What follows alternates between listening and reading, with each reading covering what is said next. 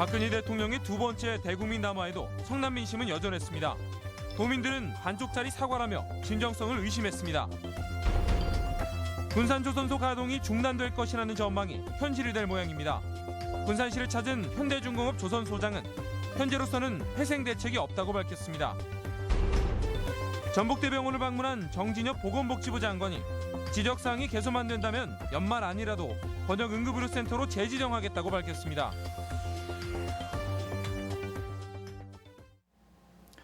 여러분 안녕하십니까? 전북권 소식입니다. 박근혜 대통령이 대국민 담화를 통해 검찰 수사를 수용했지만 성난 민심은 가라앉을 줄 모르고 있습니다. 도민들은 이번 담화가 책임 총리 언급이 빠진 반쪽짜리 사과라며 진정성을 의심했습니다. 한범수 기자의 보도입니다. 대통령의 대국민 담화문이 발표되던 시각, 전주역 대합실의 모습입니다. 열차를 기다리던 시민들은 TV 화면에서 눈을 떼지 못했습니다. 박근혜 대통령은 성역 없는 검찰 수사를 약속했지만 시민들의 의혹과 분노는 해소되지 않았습니다. 일련의 어떤 짜여진 시나리오대로 이렇게 읽지 않았나 그런 생각이 들어요. 검찰 수사가 제대로 이루어져서 이 진상이 조금 더 상세하게 밝혀져야지 국민 신뢰 회복이 되지 않을까. 일부 시민은 이번 담화에서도 총리 인선과 비서실장 임명을 놓고 국민 동의를 구하는 과정이 생략됐다며 실망감을 드러내기도 했습니다. 권한을 다 내려놔야지. 내려놓고 내각에다 맡겨야지. 국무총리한테 맡기든가 해서. 대통령이 현직을 유지하는 이상 진상규명과 국정 정상화는 어려울 것이라는 견해도 나왔습니다. 하야하고 난 다음에 민간이 입장에서 수사를 받아야 이게 정확히 이루어지지 않을까. 최순실의 국정농단 정황이 드러난 이후 벌써 두 차례나 대통령이 대국민 사과에 나섰지만 성난 민심은 가라앉을 줄 모르고 있습니다. MBC 뉴스 한범수입니다. 내년 봄이면 현대중공업 군산조선소의 가동이 중단될 것이라는 불안한 전망이 현실이 될 것으로 보입니다. 전무급인 조선소 신임 소장이 군산시장을 예방했는데 여전히 뾰족한 해법을 내놓지 못했습니다. 유룡 기자가 보도합니다. 현대중공업 군산조선소 전무가 군산시를 예방했습니다. 뭔가 회생을 위한 선물 보따리를 들고 올 것이라는 예상과 달리 본사 측의 기존 입장을 재확인하는 데 그쳤습니다. 물량 배정이라는 건 다 도크 스케줄이 있기 때문에 그렇게 추가 배정이나 이런 것들이 쉽게 해결될 문제는 아니라고 봅니다. 수주 절벽이라고 부를 정도로 주문이 감소한 가운데 울산 본사라도 정상화되려면 군산조선소 물량을 줄일 수밖에 없다는 것. 군산시는 좀 더 전향적인 접근을 요청했지만 뾰족한 대책은 없다는 입장입니다. 현대중공업은 이 지역에서 차지하는 비중이 굉장히 크기 때문에 어떻게든지 계속 존치가 필요하다.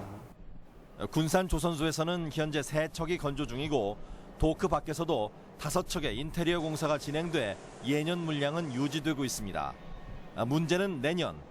당초 7척을 받을 예정이었지만 물량이 다른 조선소로 넘어가면서 내년 잔량이 4척도 되지 않는 것으로 알려지고 있습니다.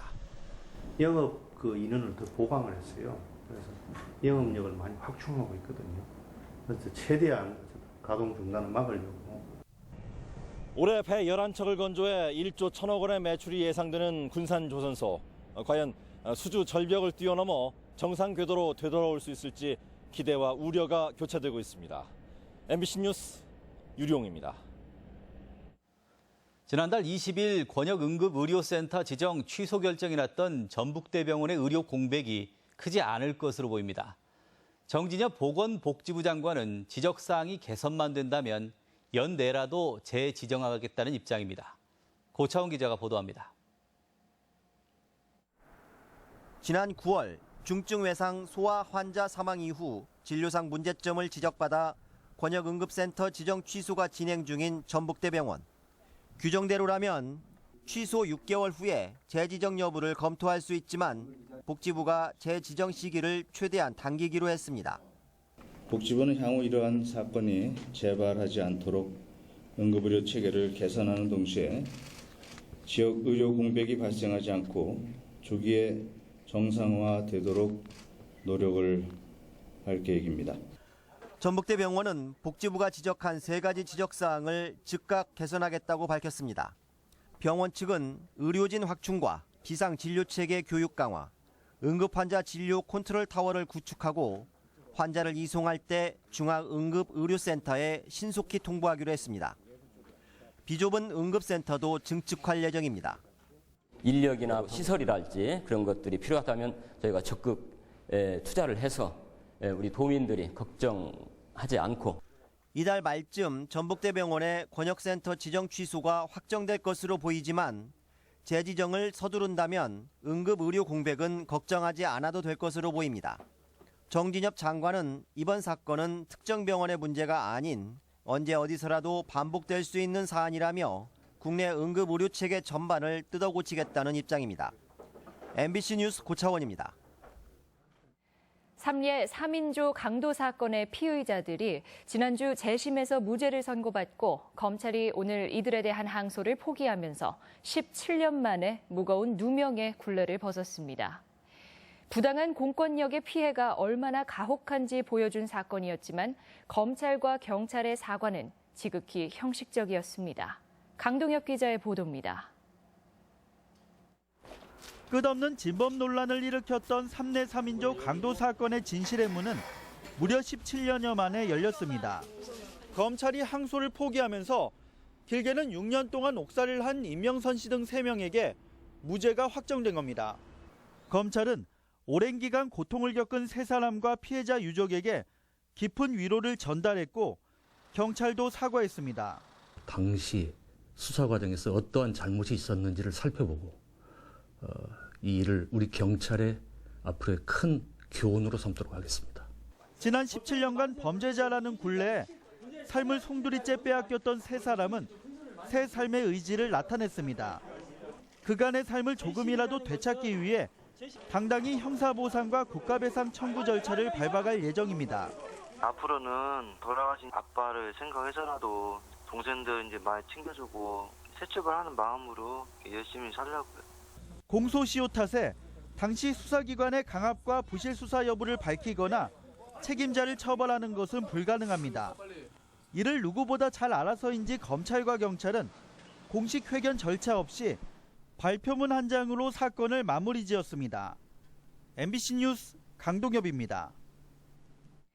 국회 국토위 정동영 의원은 세무조사 무마를 대가로 비선실세액에 거액을 주려 했으면서도 서민들에게는 꼬박꼬박 임대료를 올려받은 이중근 부영그룹 회장을 철저히 조사할 것을 검찰에 촉구했습니다. 정 의원은 구속된 안종범 전 청와대 수석과 이중근 회장이 만나 K스포츠재단 지원과 세무조사 무마를 맞거래하려는 내용이 공개된 만큼 사실 여부를 조사해야 한다고 주장했습니다. 하늘의 산업혁명이라고 불리는 무인항공기 드론이 스포츠 게임 산업과도 접목을 시도하고 있습니다. 전주시가 전국에서 최초로 드론 축구를 개발해 공개했습니다. 이경희 기자입니다. LED 조명을 밝힌 무게 830g의 원형 드론이 판을 나눠 공중에서 격돌합니다. 천장에 달린 지름 80cm의 골대를 향해 달려들자 상대편 드론은 골문에 서서 거칠게 막아섭니다. 부딪혀 바닥에 나뒹굴거나 이내 다시 공중으로 튀어오르기도 합니다.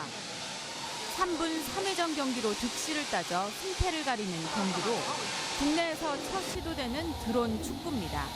로봇 축구는 봤었는데 지금 드론 축구를 처음 하는 걸 보니까 생각보다 박진감이 생각보다 많이 넘치더라고요.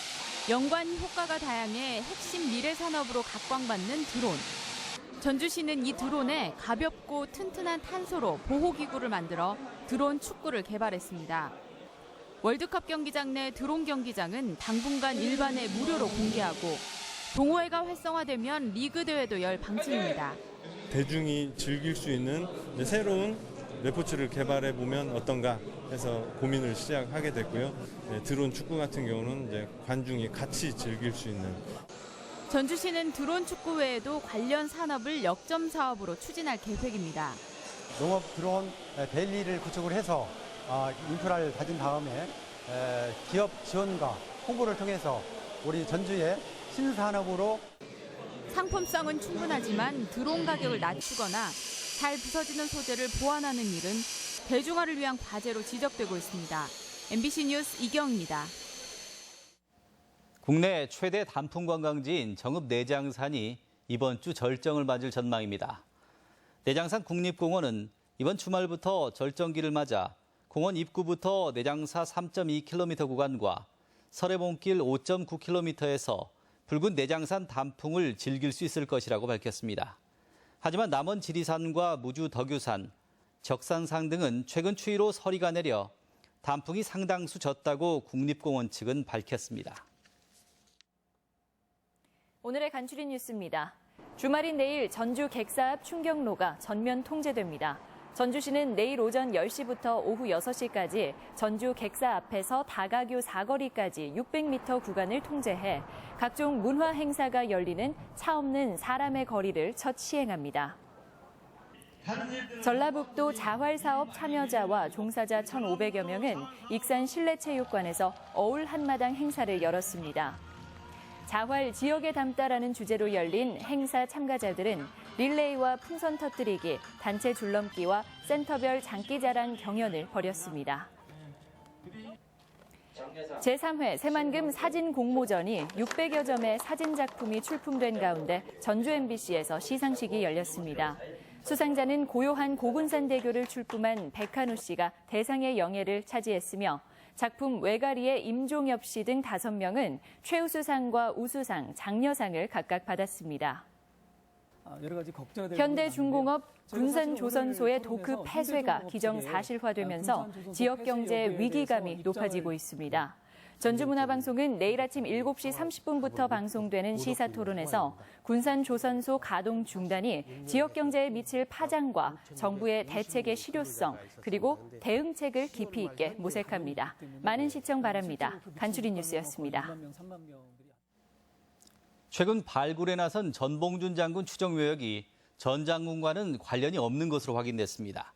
동학농민혁명기념재단은 지난달 18일 발굴에 들어간 정읍 옹동면의 전 장군 추정 묘역에서 회광묘가 출토됐지만 유교식 묘제 방식으로 임진왜란 직후의 것으로 추정했습니다. 3년 전 세상에 알려진 이 묘역은 천안 전씨 출신의 장군이라는 뜻의 글씨가 새겨져 전 장군의 묘일 가능성이 제기되어 왔습니다. 장기간 표류해온 완주 삼봉지구 택지개발 사업이 본격적으로 추진됩니다. LH 전북본부는 오늘 기공식을 열고 오는 2019년 말까지 삼내읍 수계리와 봉동읍 고천 일원 91만 제곱미터에 아파트 등 주택 6천여 세대가 들어서는 웰링시티를 건설하기로 했습니다. 하지만 완주군청은 용진으로 이전해 수요가 불확실하고 근처에 이미 13,000세대 규모의 에코시티가 조성돼 있어 과도한 택지 공급이라는 우려도 제기되고 있습니다. 쌀 과잉 생산으로 쌀값이 폭락하자 정부가 반농업을 장려하고 나섰습니다. 농촌진흥청은 오늘 김제시 죽산면에서 논콩 수확용 콤바인과 맹류 파종기 등 농기계를 전시하고 벼 대신 콩을 심거나 사료작물을 파종하면 벼보다 소득을 2배 이상 거둘 수 있다고 밝혔습니다. 전북권 뉴스였습니다.